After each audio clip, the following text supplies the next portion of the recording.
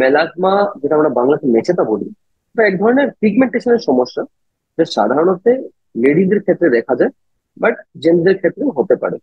Normally লাল লাল ছোপ ছোপ দাগ বসে যায় দুটো গালের উপরে। অনেক সময় পুরো মুখ জড়িয়ে, গলা জড়িয়ে এটা স্প্রেড করতে পারে। পুরুষদের ক্ষেত্রে দেখা গেলে মেলাজমা অনেকটা বেশি ডিপ হয়। ফিমেলসদের বা লেডিসদের ক্ষেত্রে দেখতে গেলে মেলাজমা খুব একটা বেশি ডিপ হয় না প্রথম দিকে, কিন্তু অ্যাডভান্স স্টেজে গিয়ে অনেকটা ডিপ হয়ে যায়। মেলাজমা আর অন্য হাইপারপিগমেন্টেশনে অনেক পার্থক্য রয়েছে। মেলাজমা বেসিক্যালি, মেলাজমাতে যে পিগমেন্টটা ডিপোজিট হচ্ছে ডার্মিস বলে একটা আমাদের স্কিনের ত্বকের লেয়ার থাকে, ওখানে গিয়ে ডিপোজিট হয় মেলাজমা। হয়তো ডার্মিস বা এপিডার্মিস বা অন্য রকমের পিগমেন্টেশন মেলাজমার মতন দেখা যেতে পারে। তো মেলাজমা আর বাকি রকমের পিগমেন্টেশনকে চোখে দিয়ে ডিফারেন্সিয়েট করা খুবই ডিফিকাল্ট। তো সবসময় একজন ডার্মাটোলজিস্টের পরামর্শ নেওয়াটা উচিত বিফোর স্টার্টিং ট্রিটমেন্ট। এটা একটা। দ্বিতীয় জিনিস হলো যে মেলাজমা অনেক সময় লেডিজদের ক্ষেত্রে দেখা যায় যে প্রেগনেন্সির পর, অথবা যদি ওনারা কোনো রকমের ওষুধে রয়েছেন, যেমন কন্ট্রাসেপটিভ পিল, সেই ক্ষেত্রে মেলাজমা খুবই কমনলি দেখা যেতে পারে। তো অন্য রকমের পিগমেন্টেশনে সবসময় একটা পিগমেন্টেশন হওয়ার আগে কোনো রকমের চোখের চোট, যেমন কারো ব্রণর পরে পিগমেন্টেশন হয়, বা কারো সানবার্নের পরে পিগমেন্টেশন হয়, তো সেই পিগমেন্টেশন গুলো আলাদা, আর মেলাজমা একদম আলাদা। মেলাজমার মেইন ট্রিগার ফ্যাক্টর দেখুন madam, basically most important trigger factor হলো জেনেটিক্স। যদি ফ্যামিলি হিস্ট্রি, বাড়িতে আপনাদের কারো মেলাজমার সমস্যা ছিল, তাহলে আপনার মেলাজমা হওয়ার চান্স অনেক বেড়ে যায়। দ্বিতীয় ট্রিগারিং ফ্যাক্টর হলো কন্ট্রাসেপটিভ পিলস বা স্মোকিং। এটা হলো নেক্সট ট্রিগারিং ফ্যাক্টর।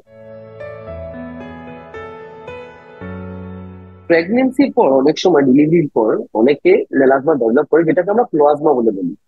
তো প্রেগনেন্সির সময় যে হরমোন চেঞ্জেস শরীরে হয় মহিলাদের, সেই হরমোন চেঞ্জেস এর জন্য মেলাজমা অনেক সময় ট্রিগার হয়ে যায়। তো পোস্ট প্রেগনেন্সি মেলাজমা একটা খুবই কমন ফিনোমেনা। যদি আপনার ফ্যামিলি হিস্ট্রি রয়েছে অলরেডি মেলাজমা, তাহলে তো ডেফিনেটলি হওয়ার চান্স অনেক বেশি বেড়ে যায়। কিন্তু উইদাউট ফ্যামিলি হিস্ট্রিও পোস্ট প্রেগনেন্সি প্লাজমা বা মেলাজমা হতেই পারে। মেলাজমা ট্রিটমেন্ট ছাড়াও ফেড হয়ে যেতে পারে, কিন্তু অনেক সময় পর ফেড হবে। তার মানে কি, ধরুন যদি আজকে মেলাজমা 20-25 বছরে স্টার্ট হয়েছে, তাহলে ওটা ফেড হতে হতে, যদি অটোমেটিক্যালি ফেড হয়, ফেড হতে হতে অ্যাটলিস্ট 40-45 বছর আগে ফেড হয় না নর্মালি। অনেক সময় দেখা যায় যে মেনোপোজের পর, যখন পিরিয়ডস বন্ধ হয়ে যায়, মেনোপোজের পর মেলাজমা নিজে নিজে ফেড হয়ে যায় অনেকে। কিন্তু সেইটা যে সবার ক্ষেত্রে হবে, সেটা কোনো হার্ড এন্ড ফাস্ট রুল বা গ্যারেন্টি নেই।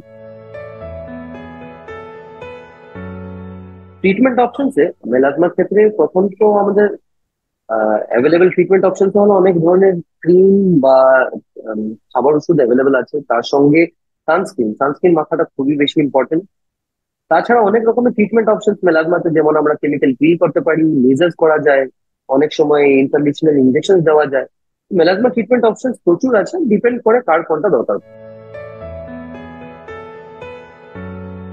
সানস্ক্রিন এত ইম্পর্টেন্ট মেলাজমার জন্য, যদি পেশেন্ট শুধু সানস্ক্রিনই মেখে যায়, তাহলে মেলাজমা স্প্রেড করাটা বন্ধ হয়ে যায়, আর ইভেন নিজে নিজে কিওর হওয়া শুরু হয়ে যায়। তো সানস্ক্রিন ঠিক করে ব্যবহার করলে, দিনে অ্যাটলিস্ট দুবার করে, সকালবেলা আর দুপুরবেলা একবার করে ব্যবহার করলে, আর ভালো পরিমাণে মেডিকেটেড সানস্ক্রিন ইউজ করলে, মেলাজমা অনেক সময় দেখা যায় যে নিজে নিজেই ফেড হয়ে যাচ্ছে।